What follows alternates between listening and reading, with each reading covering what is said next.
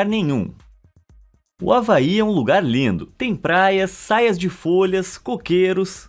E essa praga caríssima na paisagem, a Interestadual H3. Agora, eu sei o que você tá pensando. Interestadual? No Havaí. Essa é uma rodovia muito grande. Bom, é o seguinte, ela não se conecta a nenhum outro estado. O nome significa apenas que foi financiado pelo governo federal. Portanto, em vez de se estender por mais de 4.000 quilômetros até o estado mais próximo, a Califórnia, ela se estende por apenas 24, do noroeste do centro de Honolulu até a base do Corpo de Fuzileiros Navais do Havaí. Mesmo assim, ela custou colossais 1,3 bilhão de dólares para construir, ou 54 milhões por quilômetro. Caraca! Em 1960, quando a estrada foi autorizada pela primeira vez, as pessoas não estavam felizes. Não só foi definido que derrubariam um grande número de árvores, mas também havia templos sagrados e montes funerários na área que eram super significativos para os nativos havaianos. Por causa disso, as pessoas protestaram, e protestaram bastante, mas os construtores acabaram obtendo autorização legal de qualquer maneira, e em 1989 começaram a construir. 7 empreiteiras e 8 anos depois, finalmente foi inaugurada, em 1997. Então, apesar da H3 demorar 37 anos e estourar o orçamento em uma quantia chocante, os havaianos estão felizes? Não, de jeito nenhum. A construção destruiu muitos dos locais sagrados em todo o vale. Agora, muitas pessoas sequer dirigem em qualquer ponto próximo da estrada por medo de serem amaldiçoadas pelos mortos. Então ela quase nem é usada. Se você estava pensando em fazer um passeio tranquilo pelo interior do Havaí, é melhor verificar o banco de trás antes de partir. Essa é a verdadeira estrada para o inferno. Detonadores de barragens. Toda essa falação me deu sede. Às vezes, eu gostaria de ter um reservatório gigante para atender todas as minhas necessidades de hidratação. A cidade de Los Angeles enfrentou o mesmo problema no início dos anos 1900. Embora não tenha sido porque todo mundo falava demais. Eles precisavam de uma reserva de água confiável para as crescentes necessidades da cidade. Então, eles contrataram o engenheiro civil autodidata William Mulholland para projetar e construir a maior barragem arqueada do mundo. A construção começou em 1924 e foi concluída rapidamente de forma bem suspeita em 1926. Localizada no San Francisco Canyon, a cerca de 63 quilômetros do centro de Los Angeles, a St. Francis Dam concluída tinha mais de 210 metros de comprimento e 56 metros de altura, grande o suficiente para mais de 45 bilhões de litros de água. São mais de 18 mil piscinas olímpicas. Mas à medida que começou a ser preenchida, as rachaduras na experiência autodidata de Mulholland começaram a aparecer. Literalmente, vários vazamentos começaram a aparecer, o que o engenheiro descartou como totalmente normal. Mas na realidade, as fundações da barragem eram lamentavelmente inadequadas para suportar tamanho peso de água. Em 12 de março de 1928, apenas 5 dias após o reservatório atingir a capacidade máxima, a gigantesca parede de concreto desabou, enviando todos os 45 bilhões de litros de água em direção ao Oceano Pacífico. Depois de apenas 5 minutos, a onda de mais de 37 metros percorreu violentamente uma distância de 2,5 km da parede desmoronada, destruindo tudo em seu caminho. Foi considerada uma das piores catástrofes de engenharia da história dos Estados Unidos, destruindo 1.000 casas e deixando pelo menos 431 pessoas dormindo com os peixes. Embora tenha sido isento de qualquer irregularidade, Mulholland nunca mais trabalhou. Tudo que eu posso dizer é fala sério. Cidade inacabada. Eu não dormi muito bem ontem à noite. Meu vizinho tava pulando pra cima e pra baixo na cama por horas. Se eu morasse em um lugar quieto, sozinho, isolado... Na verdade, acho que eu conheço um lugar. O Projeto Internacional Xiangyun é um desenvolvimento de 728 hectares em Shijiazhuang, na China, e está completamente vazio. Ao longo de vários anos, os desenvolvedores gastaram monstruosos 3 bilhões de dólares na criação de uma nova supercomunidade residencial de alto padrão. Mas quando o CEO da construtora foi preso em 2014 por subornar funcionários do estado, a empresa entrou em crise e contraiu bilhões de dólares em dívidas. Eles foram forçados a declarar falência e o Xiangyun foi confiscado pelo governo, deixando milhares que já haviam comprado propriedades lá simplesmente de mãos abanando. Agora a enorme cidade está estranhamente vazia, feito uma cidade fantasma. E embora os edifícios e as estátuas de estilo europeu possam parecer ótimos por fora, o interior conta uma história diferente. diferente. Quer dizer, basta olhar para esse shopping. Uma empresa manifestou interesse em assumir a cidade falida, mas vai custar muito dinheiro para salvar esse lugar. É uma pena, se tivesse dado certo, seria um lugar incrível para viver. Mas aí, eu conheço um lugar ainda mais incrível, meu canal no YouTube. Basta clicar nos botões curtir e inscrever-se e você nunca mais vai perder nenhum dos meus vídeos incríveis. Beleza, bora voltar pro vídeo. Ligação confusa.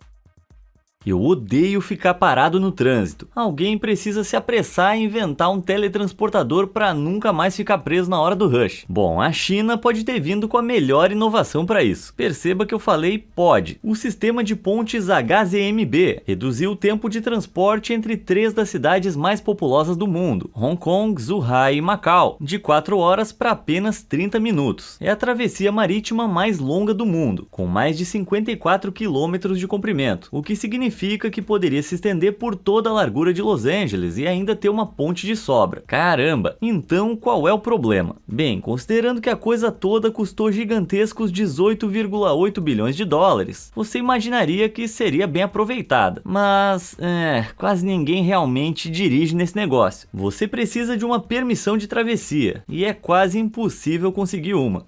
Estranho. Apenas investidores de alta tecnologia, acadêmicos de destaque, políticos ou filantropos são considerados para as licenças, e seu veículo deve estar registrado nas 3 cidades. Mesmo assim, o limite diário para solicitantes é de apenas 400 pessoas, e isso é muito restrito. Parece que eles estão fazendo tudo o que podem para impedir que as pessoas atravessem. Algumas pessoas acham que, devido ao problema da superlotação de Hong Kong, estão tentando limitar o fluxo de tráfego para a cidade. Mas se for o caso, por que gastar 9 anos e quase 19 bilhões construindo essa coisa só para impedir que as pessoas usem? Algo me parece suspeito. O que você acha? Conta aí pra mim nos comentários. Estátua muito louca. Você já sonhou em ter uma estátua gigante sua construída quando você morrer? Senhor João Fala Sério da Silva, criador dos melhores vídeos do YouTube.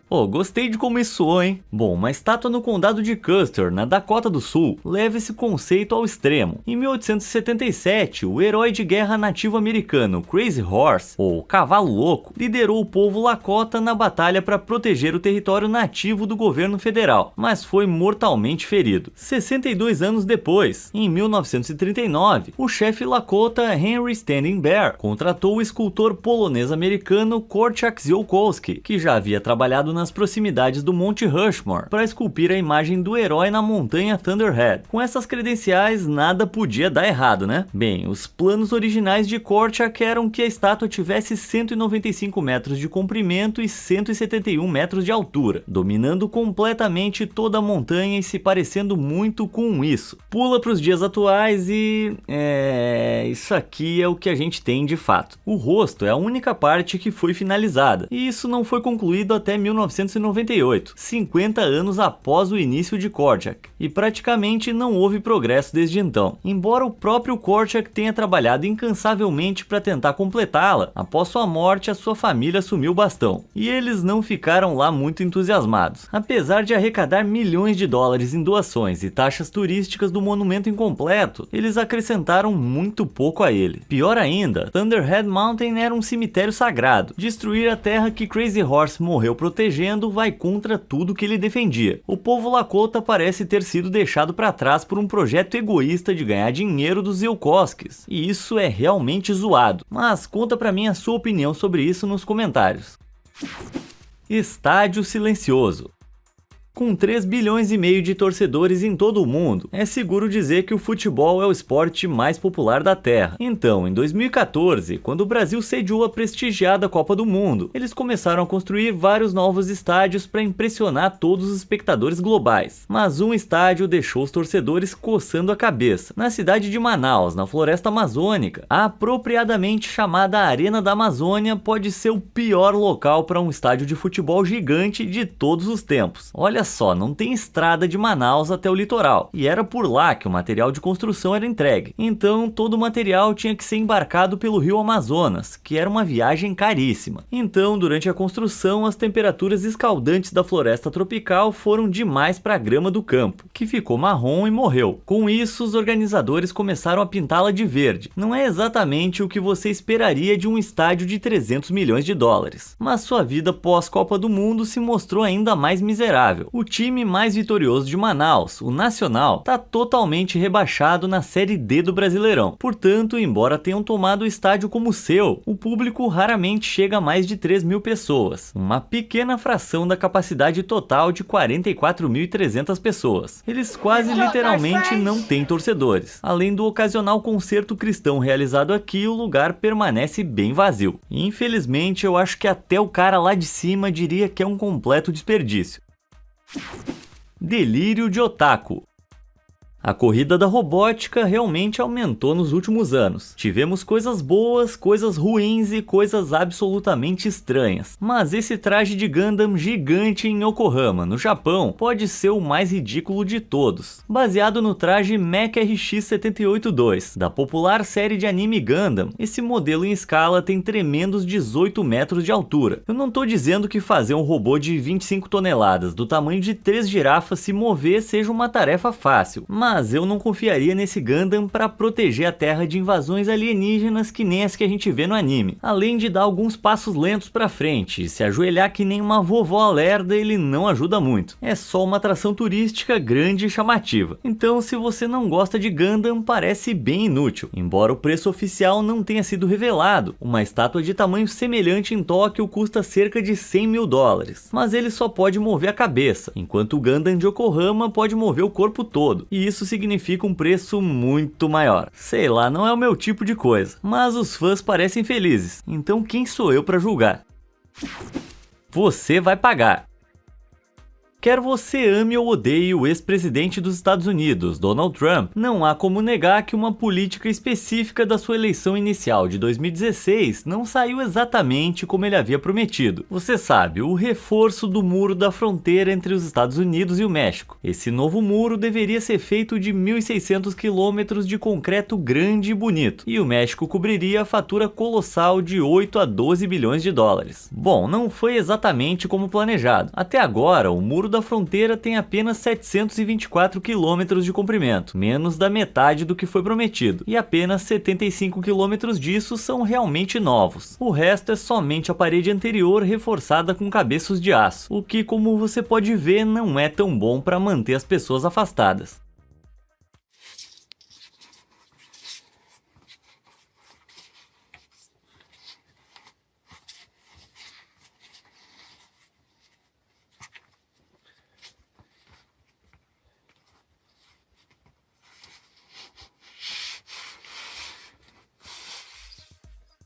Cara, ele nem suou. Mas se você não é muito bom em escalada, não se preocupe. Existem algumas partes baixas bem bacanas que você pode simplesmente pular. Lá vai ela pra Terra da Liberdade. Algumas das novas peças foram feitas tão mal que você só precisa esperar até que elas caiam. Meu Deus. Até agora esse projeto ridículo custou 15 bilhões de dólares. Isso é quase 515 milhões de dólares por cada novo quilômetro construído. Além disso, algumas estimativas dizem que os custos anuais de manutenção podem chegar a 28 bilhões de dólares. E quanto ao México assumindo essa conta? Bom, eles não desembolsaram um centavo. Tudo foi coberto pelos contribuintes.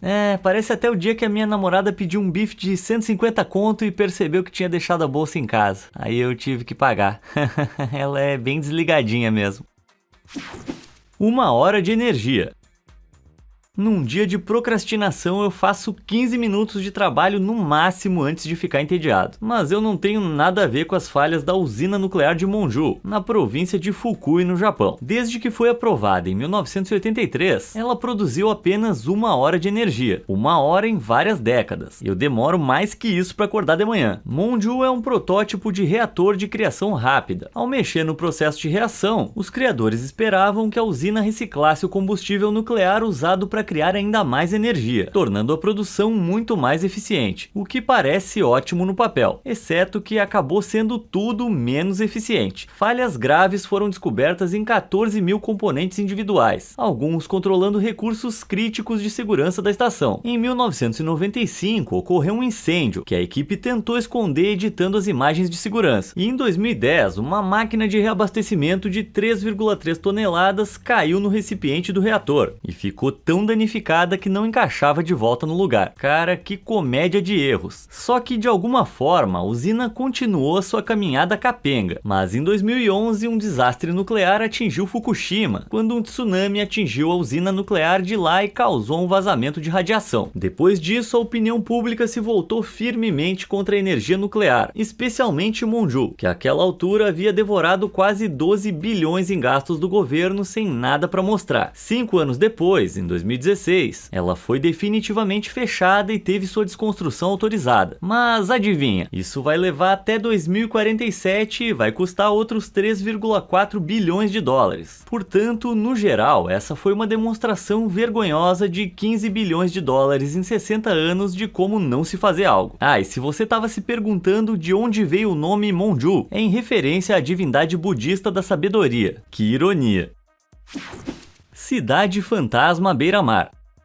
Recentemente eu tenho tentado viver de uma forma um pouco mais sustentável. Reciclo, dou coisas velhas e parei de fazer fogueira com gasolina no meu quintal. Mas alguns países, como a Malásia, têm lutado para implementar mudanças ambientais. Anunciado em 2006, o Forest City da Malásia foi concebido para ser um incrível modelo de cidades futuras, consistindo em 4 ilhas artificiais ao longo das zonas costeiras úmidas em Johor. Imagens conceituais mostravam belas torres cobertas de plantas, estradas sem carros e apartamentos com a tecnologia inteligente que poderiam manter sua casa de modo automatizado. Mas desde a inauguração em 2016, as coisas não foram exatamente para frente. Em 2019, apenas 15 mil unidades foram vendidas, embaraçosamente aquém da meta de 700 mil, e apenas 500 pessoas realmente viviam lá. Estranho. Veja só, os desenvolvedores chineses direcionaram o projeto quase exclusivamente para cidadãos chineses de classe média alta, como um lugar para investir suas riquezas fora da China. Mas isso entrou em colapso quando o governo chinês introduziu um limite de gastos anuais de 50 mil dólares em compras feitas fora do país. Junte isso com a Covid e a Malásia tendo uma crise política, e você fica com uma cidade fantasma lutando por compradores. Com o apartamento estúdio mais básico custando 100 mil dólares e o salário médio da Malásia sendo inferior a 11 mil, não há chances de os habitantes locais pagarem por isso. Mas isso não é tudo. Apesar de ser considerado uma maravilha ecológica, sua construção causou danos irreversíveis às zonas de mangue protegidas na costa da Malásia. Você não pode colocar um preço no meio ambiente, mas pode colocar um preço nesse pedaço de lixo. E isso significa um ridículo 100 bilhões. Ah, cara, é de ficar tonto com tanto zero. Os únicos residentes são esses animais bregas feitos de plástico espalhados por toda a parte. E eu não tô surpreso que ninguém queira morar aqui. Isso é de dar arrepios. Flopada em bloco. Comprar sua primeira casa é uma experiência estressante, cheia de altos e baixos. Mas se a sua primeira propriedade fosse no projeto Lotus Riverside, em Xangai, você teria lidado só com um único ponto baixo, mas bem monumental. Em 27 de junho de 2009, um dos 11 blocos de apartamentos de 3 andares desabou completamente de lado. Por sorte, ninguém morava lá na época, mas infelizmente um pobre trabalhador estava lá dentro recolhendo suas ferramentas quando o prédio cedeu. Eles estavam cavando um buraco para criar uma garagem subterrânea abaixo do lado sul do bloco de apartamentos e empilhando toda a terra escavada no lado norte. Mas o enorme e pesado monte de terra deslocou a estrutura do solo, colocando cargas extras nas fundações de concreto, e estas eram vitais para sustentar o edifício por baixo. Incapazes de tolerar esse aumento de pressão, elas quebraram e todo o prédio desabou. Milagrosamente, os outros 10 blocos não foram danificados, mas você consegue imaginar o efeito dominó que poderia ter acontecido? Bem, 400 proprietários dos outros apartamentos conseguiram e exigiram seu dinheiro de volta imediatamente. Como resultado, os desenvolvedores tiveram que pagar quase 2 milhões em danos e foram atingidos com quase 3 milhões pela limpeza. Essa pode ser a pilha de sujeira mais cara que eu já ouvi falar. Costa uma fortuna. Nas palavras de um dos meus poetas favoritos, gosto de barcos grandes, e não posso mentir. Esse foi o MC Harbor. Que cara, hein? Bom, esse barco aqui é absolutamente gigante, ou ele era gigante. Este é o Costa Concordia, um mega cruzeiro de 114 mil toneladas e 290 metros de comprimento, capaz de transportar mais de 4 mil pessoas. O enorme navio entrou em serviço em 2006 e custou 570 milhões de dólares, mas não durou 6 anos. Na última etapa de um cruzeiro pelo Mediterrâneo, em 2012, ele atingiu uma rocha perto da Toscana, na Itália, e virou parcialmente. O capitão Francesco Schettino desviou-se do curso planejado para fazer uma saudação, trazendo o navio para perto da costa para saudar os que estão em terra. Confiante o suficiente para navegar na área a olho nu, Schettino desligou o sistema de navegação do computador do navio antes de realizar a manobra. Grande erro. A menos de 300 metros da costa, ele de repente percebeu ondas perigosas quebrando no Recife e ordenou que o navio virasse, mas a essa altura já era tarde demais. O navio virou demais e bateu em cheio em uma rocha desconhecida no fundo do mar. Apesar de todos os esforços da equipe de resgate, 34 pessoas não conseguiram voltar à costa. Além das perdas trágicas, levou mais de 2 anos para que o navio voltasse a flutuar e fosse rebocado por quase 322 quilômetros até Gênova, onde foi despedaçado e sucateado. O custo total da limpeza e desmantelamento, mais o pagamento da indenização para as vítimas, chegou a cerca de 2 bilhões de dólares. Dava para comprar quase 4 barcos novos com esse valor. O Costa Concordia acabou custando foi muita grana. A Grande Caatinga. Para o arquiteto Thomas Wilson, viver na Londres de 1820 foi difícil, não por causa da comida ou do clima, mas por causa de todos os corpos se acumulando sem ter onde enterrá-los. Eita! A partir de 1770, Londres teve um enorme boom industrial. Assim, muitas pessoas se mudaram para a cidade a trabalho, mas mais pessoas acabam significando mais corpos para enterrar. E alocar espaço suficiente no cemitério para acomodar todos eles foi um suplício. Até que Wilson surgiu com uma imensa solução metálica para o problema dos cadáveres de Londres: uma gigante pirâmide da morte. Ao construir, Wilson teorizou que era possível condensar cerca de 400 hectares de cemitério tradicional em apenas 7, capaz de armazenar 5 milhões de corpos. Ele planejou um sepulcro, quer dizer, uma gigante pirâmide da morte, com 90 andares de altura. O edifício mais alto de Londres, o Shard, tem 95 andares, ou pouco mais de 300 metros. Então essa pirâmide seria colossal. Cada lado seria coberto de granito escuro, com escadas que levavam a um observatório no topo. Infelizmente, com 789 milhões em dinheiro de hoje, o esquema maluco provou ser muito caro. Além disso, os londrinos eram compreensivelmente contra ter uma pirâmide tenebrosa de corpos se elevando sobre a sua cidade. Então, em vez disso, a cidade privatizou terras especificamente para cemitérios tradicionais. Que sem graça. Mas dá para entender. 5 milhões de corpos não iam cheirar muito bem. O famoso Grande Nevoeiro ia acabar sendo chamado de a Grande Caatinga. Capital da corrupção.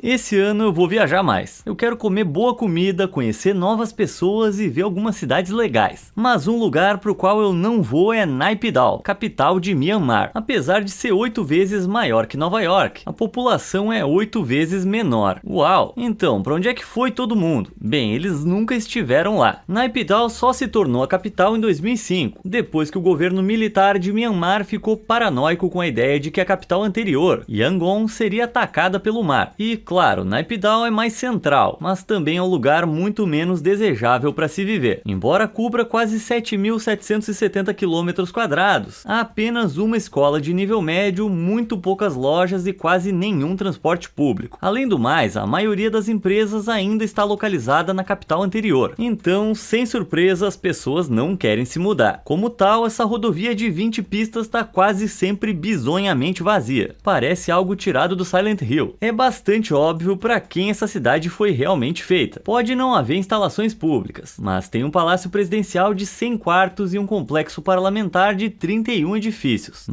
Todo lugar também custou 4 bilhões de dólares, cerca de 5% de todo o dinheiro que Myanmar ganha em um ano. O público essencialmente financiou algo totalmente inútil para eles. Então o governo corrupto pode manter o seu poder ditatorial. Então simplesmente você não vai me ver fazendo turismo em Naypyidaw. Desafios espaciais. É uma loucura pensar que hoje em dia, se você tiver dinheiro suficiente, pode literalmente voar para o espaço. Mas nossa jornada para conquistar o cosmos teve alguns problemas bem sérios ao longo de todo esse caminho. Em 1986, o ônibus espacial Challenger da NASA decolou para o espaço. Apenas 73 segundos depois, a aeronave acabou se partindo e incendiando completamente. Infelizmente, todos os 7 membros da tripulação se foram com ela. O ônibus espacial deveria ter uma vida útil de 10 anos. Mas a Challenger só esteve em ação por míseros 3 anos. Então, o que diabos aconteceu? Bem, os O-rings no propulsor de foguetes do lado direito não funcionaram bem. Estes são pequenos anéis de borracha que criam uma vedação hermética para conter toda a imensa pressão produzida ao queimar combustível de foguete. Mas as temperaturas congelantes no dia do lançamento endureceram a borracha, impedindo a formação adequada do selo. Por causa disso, quando o foguete decolou, as chamas queimaram a parede do propulsor e o afastaram do tanque de combustível externo. Isso rompeu o tanque, derramando hidrogênio líquido altamente inflamável e oxigênio líquido em todos os lugares, incendiando todo o ônibus espacial. Para piorar a situação, os engenheiros da NASA haviam sinalizado falhas nos propulsores de foguetes já em 1977, bem como os perigos de lançamento em condições frias. Mas suas preocupações foram ignoradas, e o ônibus espacial foi autorizado a voar. Por causa disso, o programa do ônibus espacial foi suspenso pelos 3 anos seguintes, e com razão. Com o dinheiro de hoje, a construção da Challenger mais o dinheiro usado na sequência do desastre custaria 15 bilhões de dólares no total. Agora, eu tenho certeza de que muitas lições foram aprendidas com essa terrível tragédia, mas santo